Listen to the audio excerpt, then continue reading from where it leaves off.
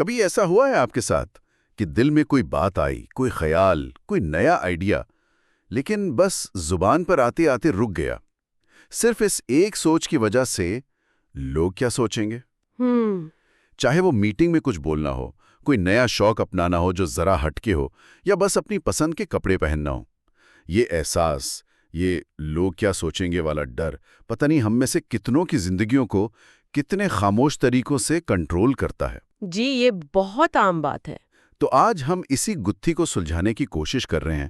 آخر ہم دوسروں کی باتوں کو، ان کی رائے کو اتنی زیادہ اہمیت کیوں دیتے ہیں؟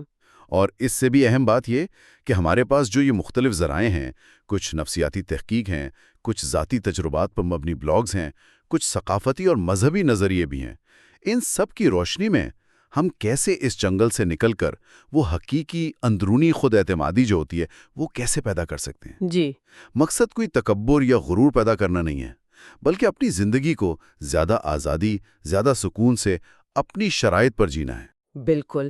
اور ہمارے پاس جو مواد ہے آج وہ واقعی کافی متنوع ہے۔ جیسے آپ نے کہا، ڈاکٹر عزیز جیسے ماہر نفسیات ہیں جو اندرونی اختیار یعنی اپنی ذات پر بھروسہ کرنے کی بات کرتی ہیں۔ اچھا۔ پھر لیچلن براؤن اور ایڈ لیٹیمور جیسے لکھاری ہیں جو روزمرہ زندگی کے لیے بڑی عملی قسم کی حکمت عملی بتاتے ہیں۔ پھر ہمارے پاس صحت یاب، آج نیوز، ڈان نیوز جیسے مقامی ذرائع ہیں جو عزت نفس اور سیلف کیئر یعنی خود کی دیکھ بھال جیسے موضوعات پر روشنی ڈالتے ہیں۔ جی ہاں۔ اور ساتھ ہی کچھ مذہبی اور ثقافتی تحریریں بھی ہیں، جیسے احناف ڈیجیٹل لائبریری کا ایک متن ہے جو ایک بالکل مختلف لیکن بہت اہم زاویہ پیش کرتا ہے۔ تو آج کوشش یہی ہوگی کہ ان سب سے جو اہم نکات ہیں انہیں جوڑ کر ایک واضح تصویر بنائیں۔ زبردست۔ تو آئیے پھر سب سے پہلے یہ سمجھتے ہیں کہ مسئلہ شروع کہاں سے ہوتا ہے، جڑ کیا ہے اس کی؟ دوسروں سے تعریف یا منظوری یعنی ویلیڈیشن چاہنا کسی حد تک تو شاید فطری بات ہے۔ لیچلن براؤن بھی اس کا ذکر کرتے ہیں۔ جی بالکل۔ انسان ایک سماجی مخلوق ہے۔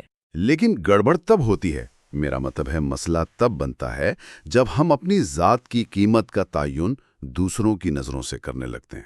ایسا کیوں ہوتا ہے؟ دیکھیں، اس کی جڑیں اکثر، جیسا کہ ڈاکٹر عزیز اور آج نیوز کا مضمون بھی اشارہ کرتے ہیں، ہماری اپنی عزت نفس میں ہوتی ہیں، یعنی لو سیلف اسٹیم جسے کہتے ہیں۔ اچھا۔ اگر کوئی شخص پہلے ہی اپنے بارے میں کچھ کمتری محسوس کرتا ہے یا منفی خیالات رکھتا ہے تو باہر سے آنے والی تنقید یا ناپسندیدگی جو ہے وہ اس کے اندرونی یقین کو گویا پکا کر دیتی ہے۔ جیسے تصدیق ہو گئی اس کی۔ بالکل۔ وہ سوچتا ہے، دیکھا، مجھے تو پتہ ہی تھا کہ میں ٹھیک نہیں ہوں یا مجھ میں یہ کمی ہے۔ تو اصل مسئلہ اکثر باہر والوں کی رائے نہیں ہوتی بلکہ اپنی ذات کے بارے میں ہمارا اپنا نظریہ ہوتا ہے۔ اور اس میں ہماری انا یعنی ایگو، اس کا بھی کوئی کردار ہے؟ ایڈ لیٹیمور اس طرف اشارہ کرتے ہیں۔ جی ہاں، بالکل ہے۔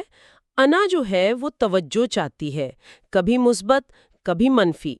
بعض اوقات ہم لاشعوری طور پر ایسی صورتحال پیدا کر دیتے ہیں یا ایسی چیزوں پر ضرورت سے زیادہ غور کرتے ہیں جن سے ہمیں دوسروں کی توجہ ملے، چاہے وہ تنقید کی شکل میں ہی کیوں نہ ہو۔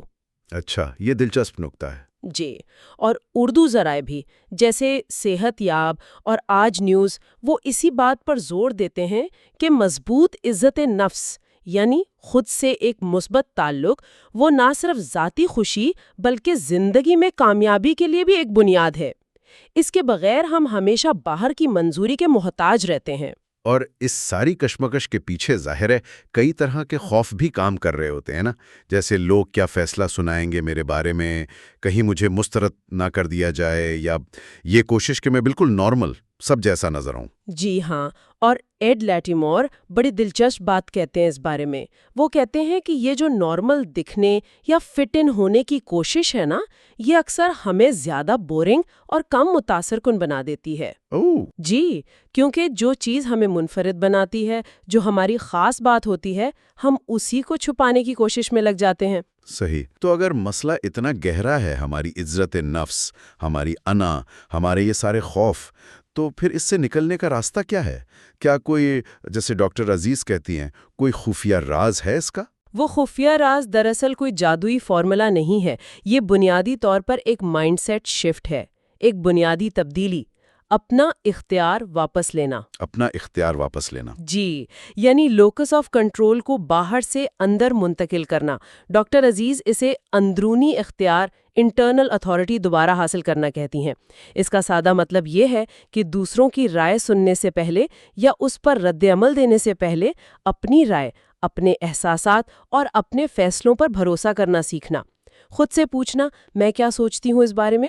یہ سننے میں تو بہت طاقتور لگتا ہے، اپنی رائے پر بھروسہ کرنا، لیکن عملی طور پر یہ کیسے ممکن ہو؟